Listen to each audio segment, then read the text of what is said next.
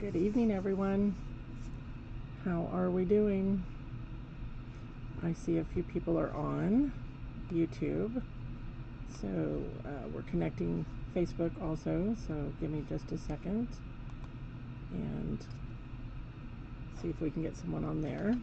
So Nancy says she's excited to learn about marbleizing. So that's kind of cool. I've added some things since I posted that earlier. I'm always the last minute person, you know. It's just got to hit me. Whatever comes to me, that's what I'm going to share with you. So I apologize for being so late. Let me type in here on Facebook. All right, it looks like we got Linda out there. Hi there, Linda. Good evening, good evening. So, I think everybody knows me, but hi, I'm Paula McCoy, owner of Colors for Earth and Call a Brush Company. We have ceramic, we have glass products, and then we have brushes. So I try to alternate different weeks to do each one of those, and then the ceramic and the glass, and then I throw in the brushstroke things if I'm just running late and need something to fill in with. So anything that you'd like to see, be sure and leave it in the comments. Or you can message me on Facebook or email me also. Hey Diane, Susan, Brenda, Lindy, everybody's jumping on. Hey there. All right, Marie, Eddie. Okay, so tonight is ceramics. I'm going to show you, I've just got some little 4x4s, just some simple marbleized colors, how I did it. I've added some stamping, and so I think you can take this and run with it. You could do it with color concentrates. It's just going to be a little bit stronger. The color strokes, when it's done as a wash, which is what I'm going to do, is it's very light. Of course, you could always add white to anything. So test it on something, see how strong or how weak you might be, depending on, you know, your mixture and how much you've thinned it down. So, and then I will answer questions as we go along. Good evening, Donna, Jody, Jan, Christine, Patty. All right. Okay, I'm going to move my camera down because you guys know I don't like cameras, so I'd rather have it down here. All right, so these are hard to see when they're just dry. I do not have anything fired. I could not find that plate. I did that apple plate probably over 10 years ago, and who knows where it's at. But I used the marbleizing technique around the edge, so that's why I thought I'll just show you some little samples. It'll give you some ideas, and I'm going to post all the colors attached to the photographs so that you know exactly what you're looking at. So I like to use my mister bottle, and if you just missed that, you can see it come to life. Okay, so there, and I'm going to do each one of these colors with you, but I'm going to show them to you first. Okay, so that is the more neutral or brown tones, and then we've got some greens here. And anytime you're working with my products and you're unsure how heavy or how light your coat is, it doesn't matter if you're painting or you're doing this type of thing, spray it with just a real fine mister, not the ones that are hand pumps. Those put out real big water droplets and could make your product run. Okay, so just mist it. It'll show you more the true color that's going to be when it comes out of the kiln. Okay, good evening everyone that's joining. Thanks for coming on and spending your evening with me. This one is a gray, so that's kind of cool too. So there's all these different looks that you can get, and just think about the borders, or you could do a big piece and then put a design on top and paint with your more opaque colors also. Okay, do you have the apple pattern? Nancy's asking. That is on the plate. You know what, Nancy, if I don't have it, I will go back and I will draw one for you. Okay, and I'll post it later. Like I said, that's probably been 10 to 15 years ago I did that, so who knows where that's at the moment. Okay, so this one was the brown mix, and I decided to try stamping with a couple of different stamps. So let me show you what I used. This one is a really pretty floral that I put on one side here. Now this is a hard rubber stamp, or the red, okay, versus this one that's more kind of a brown. This is the ones that we carry, and Mike Harbridge carries these. They're his stamps. So this is from Stampers Anonymous. It's a Tim Holtz. Okay, Tim Holtz from the craft store. I don't carry these. I wanted to show you different ones and how they react or how they load so that you could know what you wanted to do. I can tell you this one was harder. It was brand new. It was harder to load, and I'm just loading with the Pouncer sponge. Okay. These, maybe because I've used them so much, they were easier to load, which I did on the corners here. Okay, I'll leave that one out so you can see it. Then you can't hardly see this, but on this one it has a stamp on it also. So let me spray it. Do you see the words? Isn't that cool? More of a vintage type look was what I was going for. So this happens to be just a random word. You know, some of it you can't even read. This is Cling Vintage Note by Stampendous.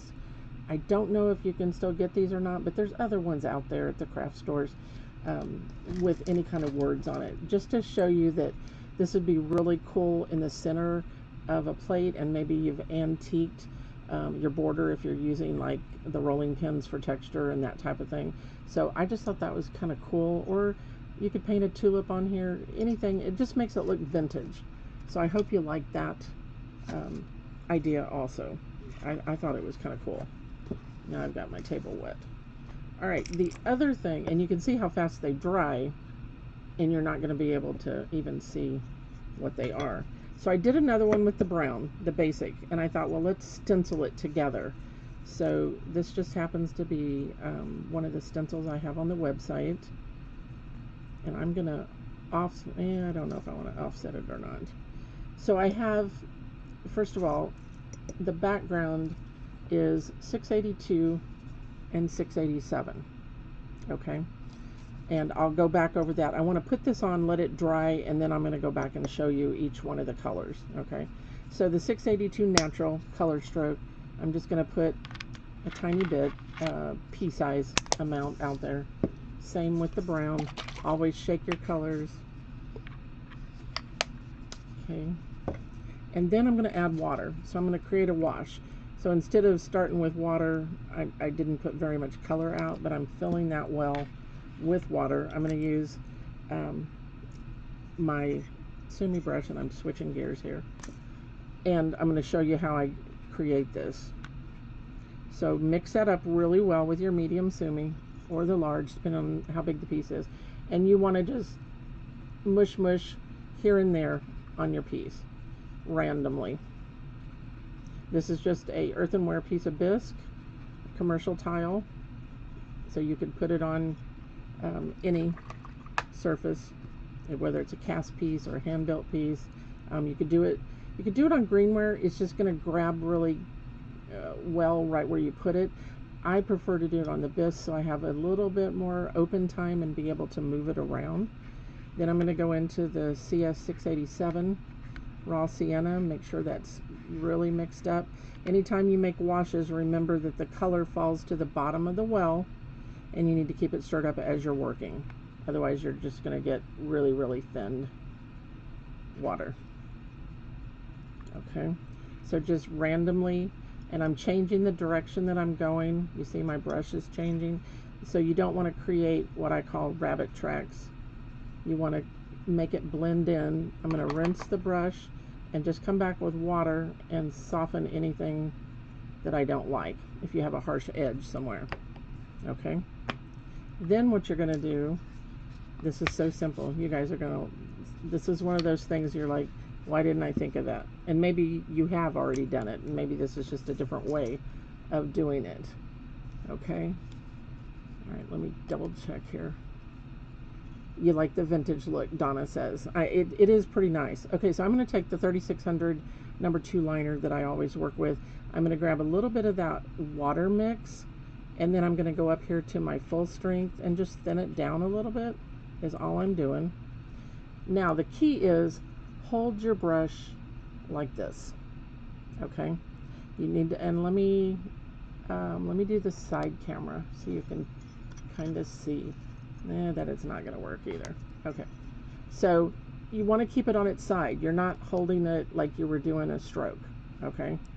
Keep it on its side, and you're going to roll. You see how my fingers are rolling? I'm going to roll it back and forth, both directions. I'm going to start out here on the corner, and I'm just going to roll it one direction and then the other. Load some more and attach it. It's hard to get, I was noticing that when I was doing these, I was like, wow, you haven't done that in a while. So sometimes it's hard to get that to work. You might practice on paper, but because I'm turning my finger back and forth, it's causing thick and thin lines, which is kind of cool. And it's nothing real stark. I mean, it's not perfect. That's why I like doing it this way. This is a good way to create stems on like tree branches. I mean, there's so many different things you can do with it. So just kind of back and forth, roll it to the right, roll it to the left. Isn't that cool? I mean, it's just so simple. Like I said, it's one of those, why didn't I think of that kind of a thing.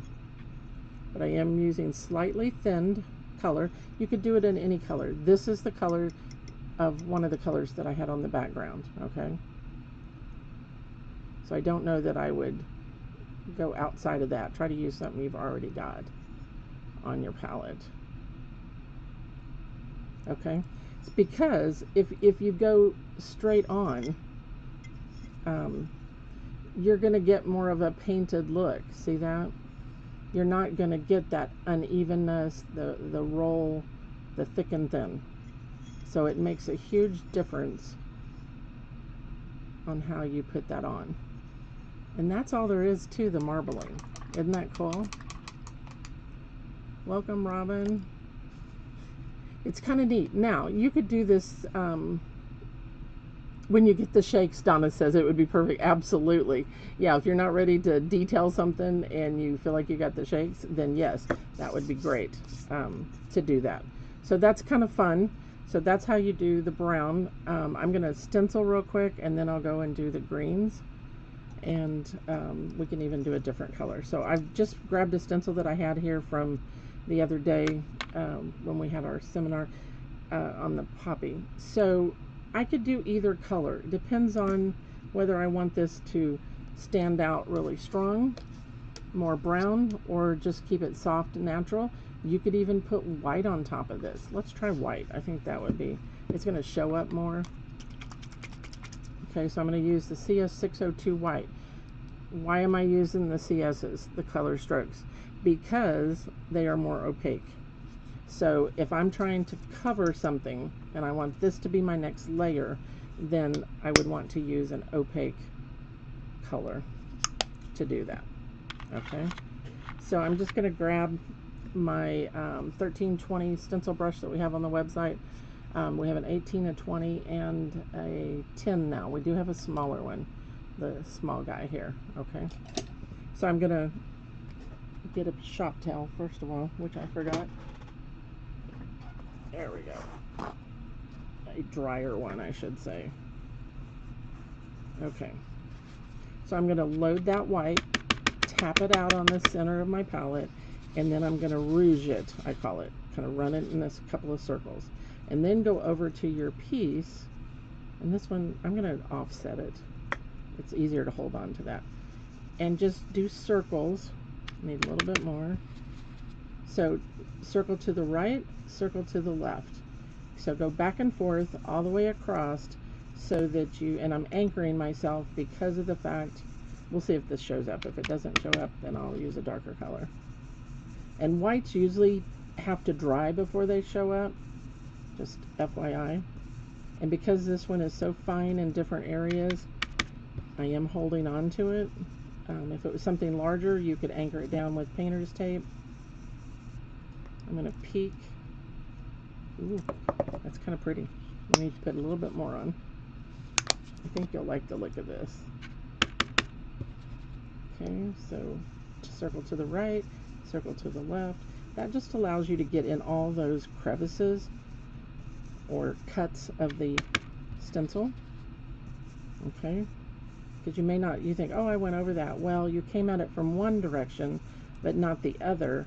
So it's a good idea to do it both. All right, the reveal. Now remember, I had this border, so it has a border here. But if you were doing a tabletop and you wanted a border on there, which you could tape off with painter's tape, but isn't that kind of cool? I'm going to spray it so you can see it better. Look at that.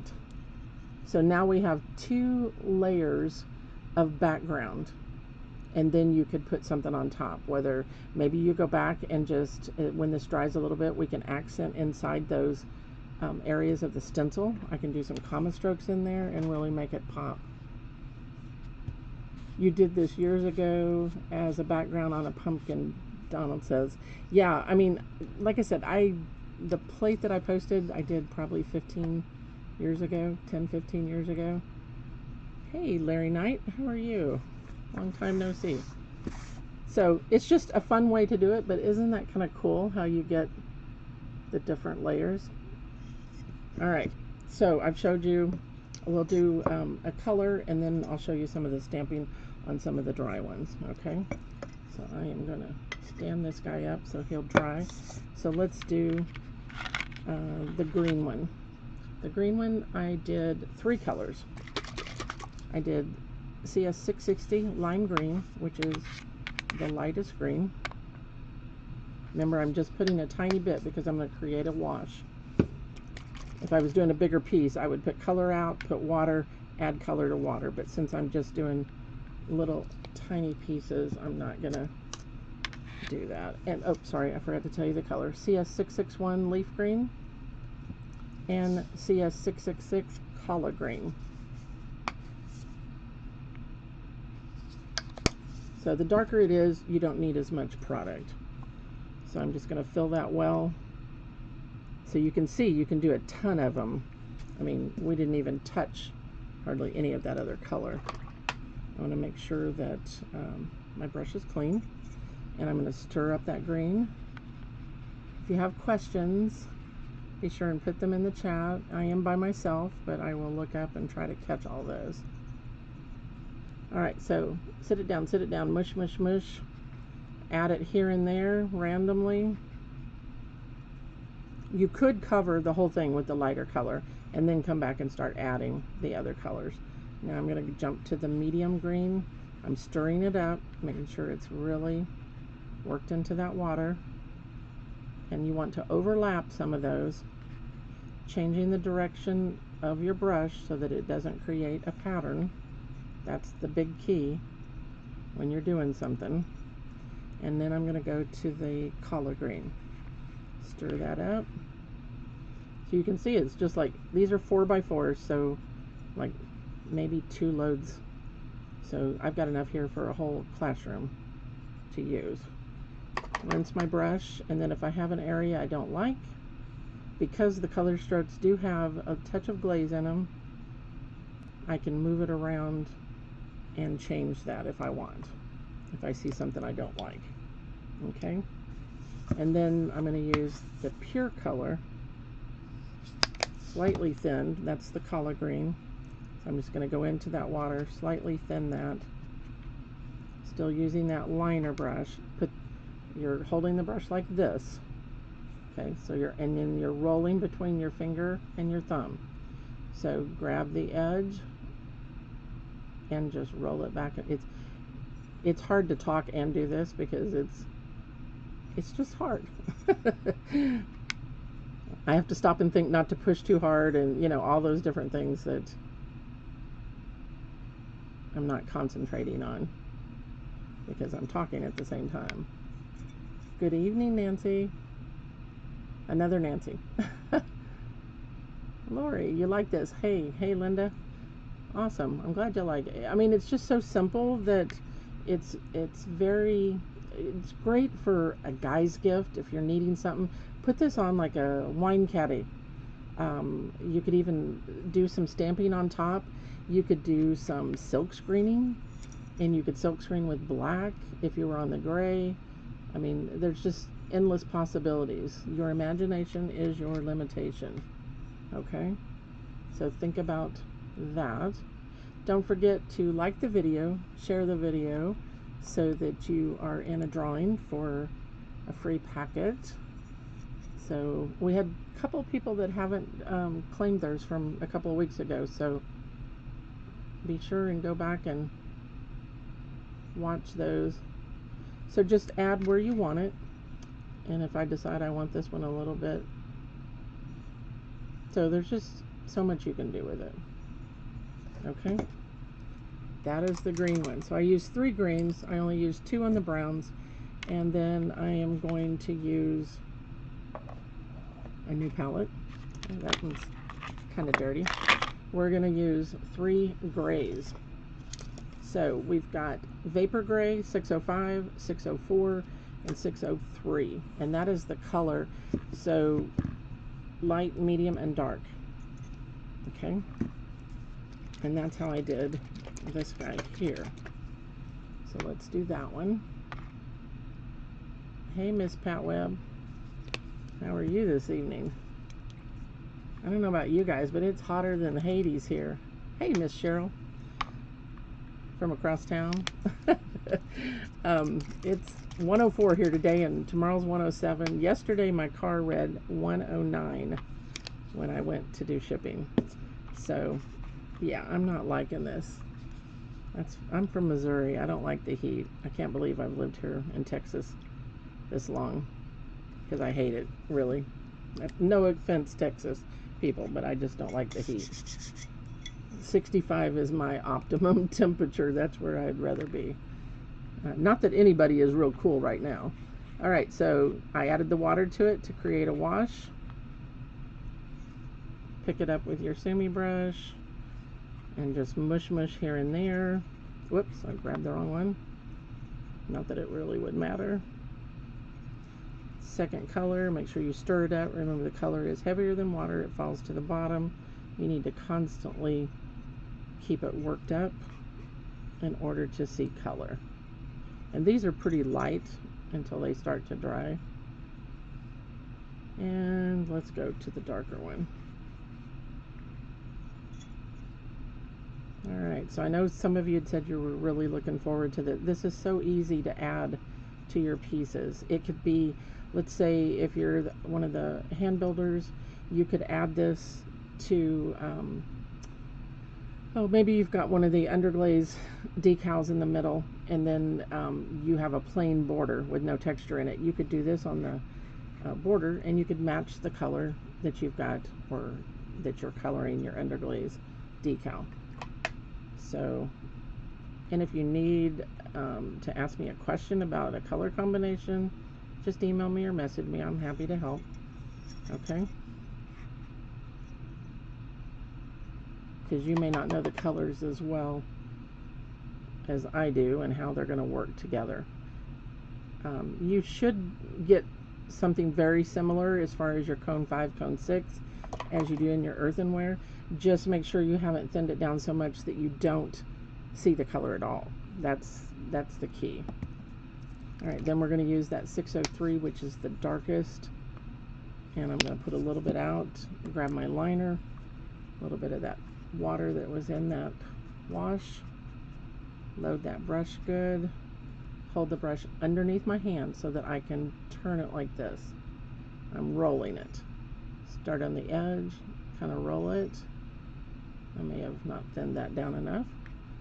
So there again, you know, just test it. You can test it on paper, see how much thinner that one is. I like that. Okay, so let's go off this way. So I'm just turning my tile as I'm working. So great for, think of this as branches basically, even though it's just the veining in the marble. But it would be great for dogwood tree branches. I've done that before. Rose. I mean, you can pretty much any kind of branch. But it is hard to train yourself to hold the brush this way. You can do this with acrylics the same way. With acrylics, I would load with my light color, drag your liner through the dark, and then just start rolling it. And you'll see, and when I do branches, I do that. And we could Let me see. So you see how this is drying? You can start to see the white. Remember I said white shows when it's dry? I think that's going to be kind of cool. Okay. All right, so there you go. You've got 3 different color combinations. Hopefully that gives you some ideas. Hey, Miss Terry. Hey, Jan. Thanks for joining. Let's take one of these and do some stamping. Okay. All right, so this is the gray one. Depending on how dark, I don't want to use the darkest. I think I'll use the 604. I want it to be more soft and subtle, which I could go with the lightest one. So there again, you may just want to test it, try it, see what's going to work for you. So this is 604. I'm going to use a pouncer sponge. I'm going to load that into my sponge. And how about we do that vintage note one again? Okay, this guy. So every different type of rubber surface reacts differently with the color. Sometimes you need to clean the stamp with alcohol, clean it with vinegar, anything just to get any residue off of there that maybe they had on it when they created the stamp, because that could cause your product to repel. Okay. All right, so I'm all over one good time and then just hitting it again. And I'm going to just go kind of off center here. Press it down, give it a little love. And then just in case there's suction, just kind of hold down one side and then lift. Okay, see that? Isn't that cool? It could just be in one spot. It could be a stamp that you've made yourself with a poem or a recipe. I mean, there's so many different ways that you could use the stamping. Okay. Okay, so we've got, wonder what gold luster would look like on the, oh yeah, you could do, come back and even run beside your vein lines with the gold. That would work, absolutely. It would be very elegant. So I used one end of that, and I'm gonna go over here and use another portion of it. And then I'll need to stamp it again, or color load it. And maybe I've got a little bit over here. So a lot of the things that we do in our paper crafting or our acrylics, you know, our non-fired, can come over into your fired. You just got to know how to apply it. And hopefully I can help you with that, with some of these things. So let's mist this, because as that starts to dry, do you see how it's fading out? You can't hardly see it, but looky there, it's there. So it's going to be soft and subtle. That was that medium gray. That was the 604. Okay, so you could go even lighter with the 605. If you wanted it darker, you could go to the 603. So think about how much you want it to stand out. Do you want it to be bold and in your face, or do you want it to be soft and subtle and in the background? Okay, so you could get, there's some of those stamps that have the postage marks. You got butterflies. You got a little bit of anything and everything out there. Okay, so there's that one, and I have to look real close. This one already has, so okay, there's the gray. Let's mix the brown with the words so you can see it in case you weren't here in the beginning. Okay, so there's how you can use the same stamp, 2 different color combinations. Kind of cool, right? All right, so then I'm going to grab my green one that's drier. All right, and let's just use, you can even use the bigger stamps. You know, it doesn't matter if they run off the edge. This one, you could stamp it on all 4 corners, and that would be a really cool, like, coaster. This could go in the middle of a coaster that's round. There's just so many possibilities. Let me clean from that, or I can just grab another sponge, probably would be the best. I have those back here. All right, so the greens, we have 3 greens. So do you want it light, medium, dark? I think I'm going to go with the dark. So this is the collard green, the 666.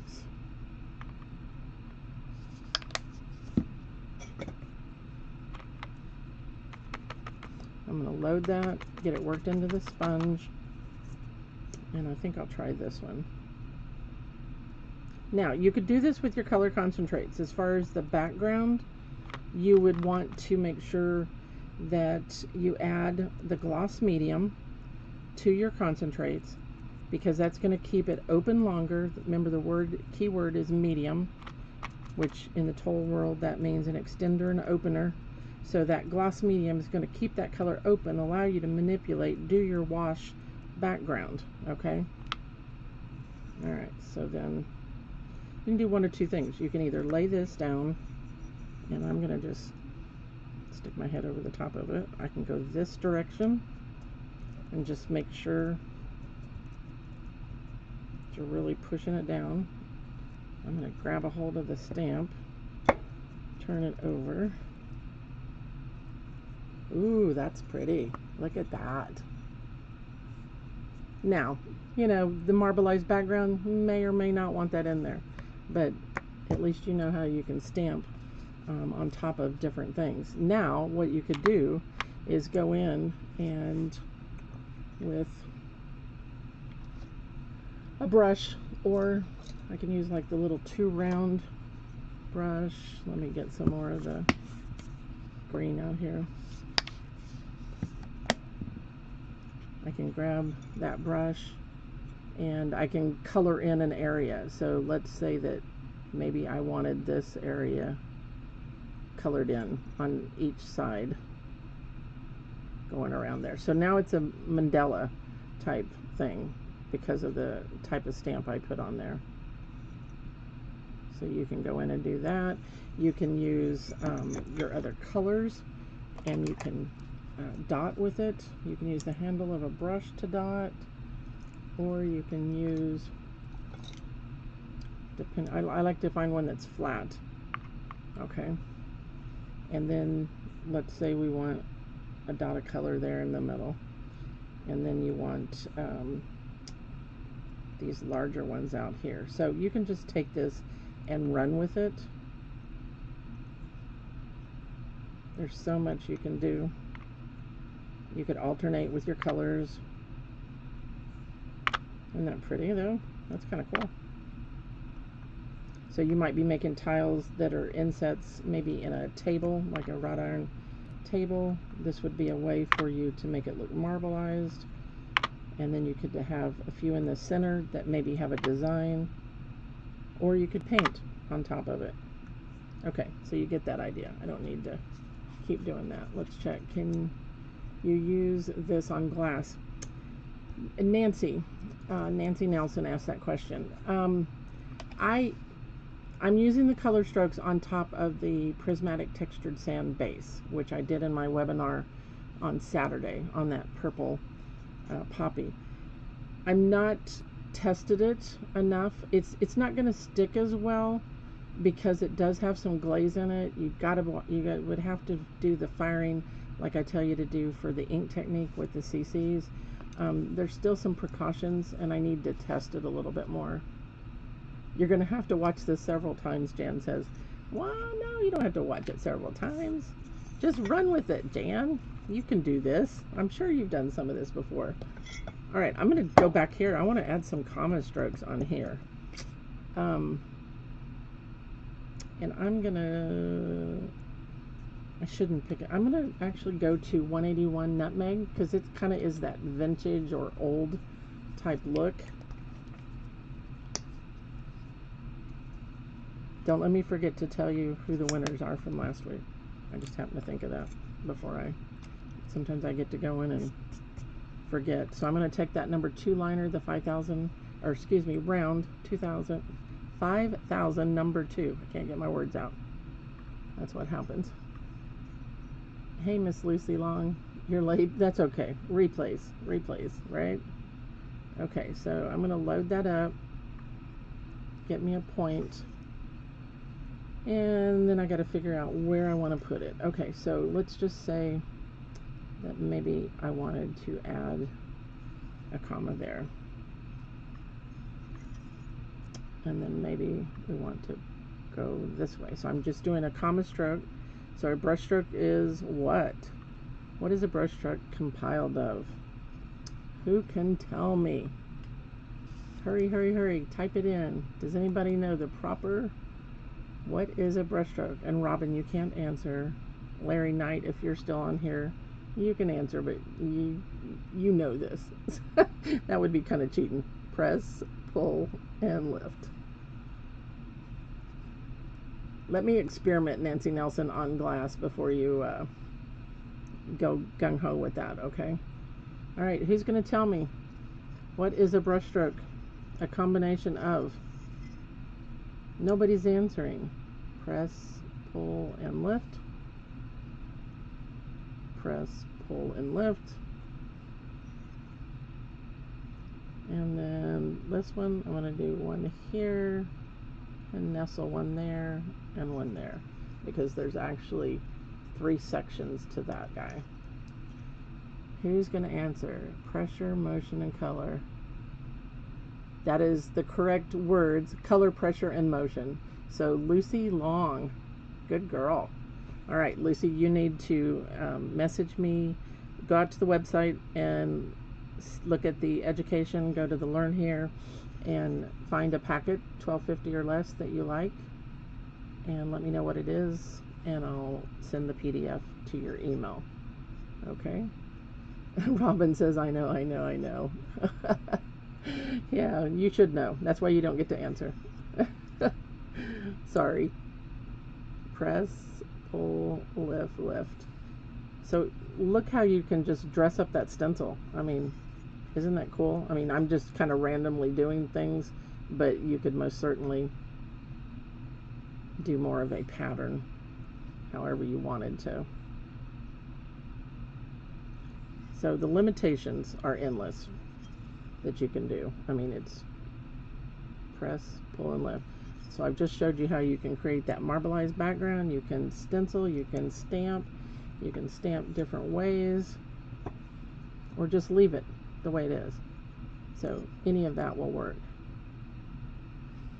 Okay? All right, so I need some suggestions on what you'd like to see in future videos. I posted, oh, guess what? The kiln's firing. The stoneware is in there, so the green and white flower, the little potbelly mug with the butterflies and flowers on that one, and, oh, the underglazed decals with the hydrangeas that I've been waiting for 2 months to fire are all in the kiln firing right now. So tomorrow is Christmas at my house. I can't wait to get those out. Let's pray that everything works like I think it will, so that I don't have to redo anything. And those, the mug with the butterfly and flowers, and the green and white big bold kind of contemporary look design are going to be projects at the Wisconsin show. So as soon as everything's fired, I'll put them on that board Facebook group and then get them to Mike for the website. So you could come back and add just liner strokes. Also, you could come back in between and do whatever feels. Let's see how you can just keep adding to that. I mean, it's, like I said, endless what you can do with it. Okay. Fun? All right. I know, I can't wait to see them either, Robin. That one I've been waiting forever. Press, pull, and lift is your, yes, press, pull, and lift. So, Lucy Long, don't forget to message me with what you would like. I just dropped my liner brush. I know what's going to happen. I'll forget it's down there if I don't pick it up. Excuse me 1 minute. Okay. So, the winners from last week for sharing, Carolyn Mers, M-E-R-S, or excuse me, M-E-R-S, yes, Carolyn Mers, and Sylvia Clayton. Sylvia is from England. So, the two of you get to pick out a packet that you would like, $12.50 or less, and I will email that to you. All right. Okay, anybody got any questions about what I did? How I did it? Very watercolor, washes, let it dry, stamp on top. You can use any color to stamp with. If you want it really, really dark, use your darker combination. I'm going to just hit these with some water so you can kind of see what's there. This one is just the plain one. Okay, this one had the writing on it, the words. Pretty cool. Yeah, way too many tiles. I need a table. I can make a table now, right? Okay, any questions? Would love to see sunflowers and apples on pottery. Okay, sunflowers. I might be able to do a little apple on one of these, so I can definitely do that. Thank you for the suggestion, Miss Nancy. All right, so did everybody hear that from last week? Carolyn Mers, M-E-R-S, and Sylvia Clayton. Okay, great process. Get to use gazillion stamp. Yeah, I mean, there's so much. Just, and even if you didn't want the veining in it, just the mushing of 2 or 3 colors, don't go too dark, make sure you've watered them down to the wash, is a great background. I do that a lot. And you can just start with like your lighter blues, like the light cerulean, go to cerulean, and every time you add another layer of that color, it makes it darker. So I've even done some, I think it was on one of my hummingbird from probably 20 years ago. I started out with 150. Now remember, I told you you have to mix it. I would mix it with the CSP01 if you're using the concentrates. Half and half. Okay. I have a tile left. Let's just do that because I haven't been on here that long. Okay. If you guys want to stick with me for another minute or two, let me get these out of the way. All right. And find me. So I'm going to shake these up well. The concentrates are thixotropic, meaning they congeal in the bottle. And I'm almost out of that, of course. So I've got 150 light cerulean, and then I've got cerulean 151, and that was way too much product. Who wants to come over and paint with that? Oh, thanks, Dawn. You're sweet. You know, I love what I do. I love to share, and I'm out of my squeeze bottle, so I'm going to have to get some out of here, and I'm going to make a mess. So let me put some of this in there. Stir it up with the handle. So basically you've made a color stroke. So if you don't have the color strokes and you want to do this process, all you have to do is mix 50-50. Okay? Let me get this off of here. I can't stand that. Okay? And then you've got a color stroke or a concept or a stroke and coat, that type of product, right? Okay, so you've got it all mixed up, and then you want to create a wash. And I'm going to put water in another well this time because I have too much here. Because the time I made a wash out of that, I would end up with a lake of color.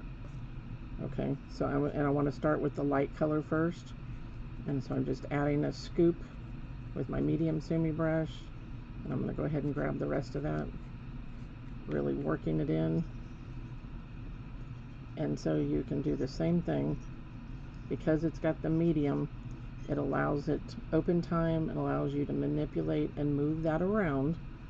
Okay, so now I'm going to grab the cerulean, the 151 mix, 50-50, And I'm only putting 1 scoop of color because it's a lot darker than the other one.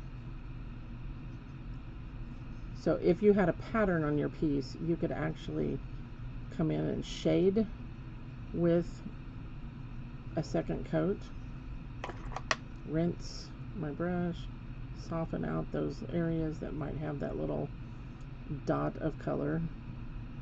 Add a little bit more of the light. So it goes on pretty quick. Anytime you do this where you're adding this much water, you definitely need to let your pieces dry overnight before you fire them. Don't take them straight to the kiln. There's too much moisture in them. Okay, so now if I go back and I want an area darker, and I'm just going to use the edge over here, and I'm going to add a second coat, kind of like framing. So every layer you add will intensify, deepen that color. Hopefully that makes. Oh, thank you, Marie. Well, you guys, Don had, those of you that are on Facebook, and I keep getting all these people that are spammers. Don had said, he said, thanks for all the joy and the fun you bring to us. And I appreciate that. And you guys do the same for me. You have kept me going over the last couple of years. And I'm not going to get emotional. Another thing that you can do, I'm going on, I can't do that. I water loaded, I'm going to tip into that dark, and I can set this down and just sumi shade the edge. This is great to go around a design that you've done and you want it to pop or lift off of the piece just a little bit more. So you're just adding the same color. So you can see it's lighter, it's darker, and now it's even darker because this is my 3rd layer of that color. But look how you can just build it up. Remember that multiple thin coats are better than 1 thick heavy coat in any area, any product, at any time. You won't have popping off of color or cracking. I mean, you just think of it, you just multiple thin layers. I don't know, I say that all the time. I'm going to turn my brush over. So I just water loaded, and noticed I started in the middle and then went to the right, went to the left. Same thing that we've done before. But look how that just frames that piece. It would be great. You know, even if you were to put an underglaze decal in the middle of that, you could do that also. Okay. All right, let me check for questions. Mary Ann, I hope I'm saying that right. Mary Ann says, when you're going to have some of your Kolinsky Bavarians and Kolinsky liners restock. The liners are in stock. They're the 3600 number 2 is this one that I'm using, Mary Ann. So just search for 3600. Don't put anything else in, and it'll come up. The Bavarians, there's some of those in stock, not the larger ones. Everything is really hard to get since COVID and bring over, and just the custom fees and everything. So just check out the different sizes, see if you can go with one of the sizes that I've got. We do have the number 4, I think it is, in the Bavarian round, and I don't think I have it, but I also have this number 4, which is a synthetic Kolinsky blend. This is the 2000-4KB for Kolinsky blend is what that stands for. Okay, so once you've got this background on, then you can go in and do whatever you want to do. Okay, so I've got a whole bunch of this color that I mixed up. So if I want to use it, or if I want to use, I can come in and just do some really quick comma strokes on the corners, and it makes a very nice border. Press, pull, and lift, and as I lift, I'm slightly turning to gather all of my strokes or all of my hairs back together. So just, you know, because I had product left over, I'm just going to sit and put this on here. And then if you're low fire ceramic earthenware, you could come back after you clear glaze this and you could put a pretty decal in the middle of it, or you could silk screen in the middle of it. Okay, so that is the 2004-2000-4KB. It comes in our paste kits. So if you have the paste kit, that's the brush you've got in there, okay? The piping paste, that's the one that's in there. And the other one that I was using that was the Kolinsky, Marlene, is the 5000 number 2. And that was the smaller one, okay? That I used when I was doing things on here. And it was what I did these comma strokes with on this one, okay? Hopefully this gives you some ideas. I can't wait to see what you do. Let me switch my camera back. Okay, I know that was quick and painless, hopefully.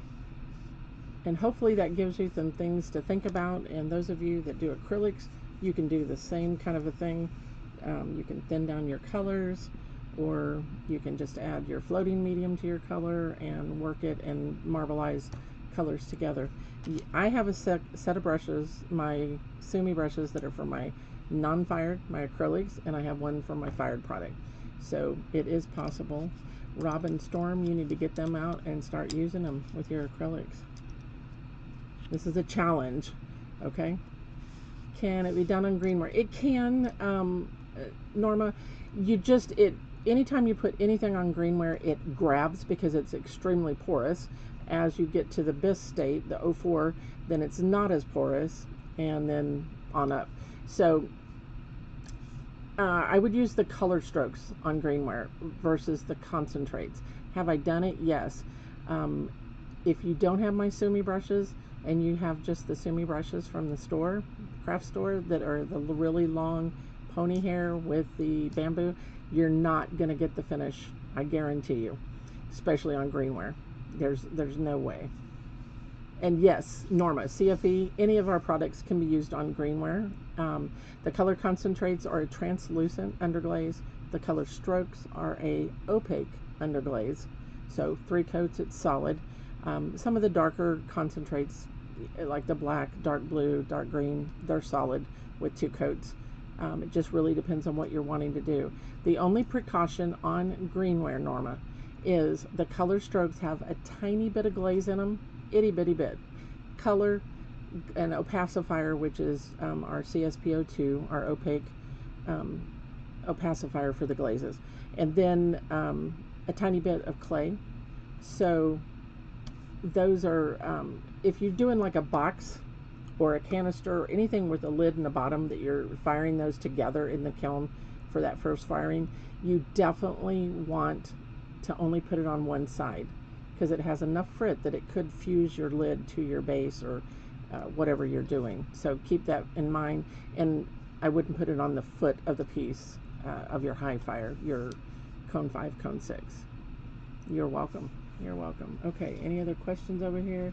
Would you just base coat the bisque? Patty's asking if you use acrylics. You could base coat in a light color, and then you could thin down your next darkest color and mush it on, or create a wash. If I were doing it with like Folk Art multi-surface, I would use the blending gel and thin it down. Just add a little color to a puddle of blending gel and mush it on.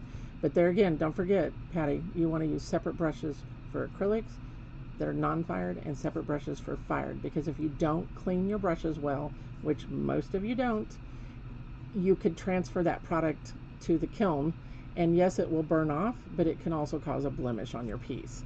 So it could cause a gray spot, a black spot. It could cause product to repel. So keep them separate if you're going to do that. And Robin says she does use her Sumi brush. You will now. She's afraid. You know what? What are you going to do? Take them with you when you're gone? Get them out and use them. Of course, I have a few of those too that I'm keeping like second sets, so I'll always have them. So, all right, guys, I'm going to get off of here. Short and sweet tonight. Hopefully, this gave you some ideas, and I can't wait to open the kiln tomorrow, midday, and see the new pieces. I will post them, okay? You guys have a great evening, and I'll see you next week. Happy painting.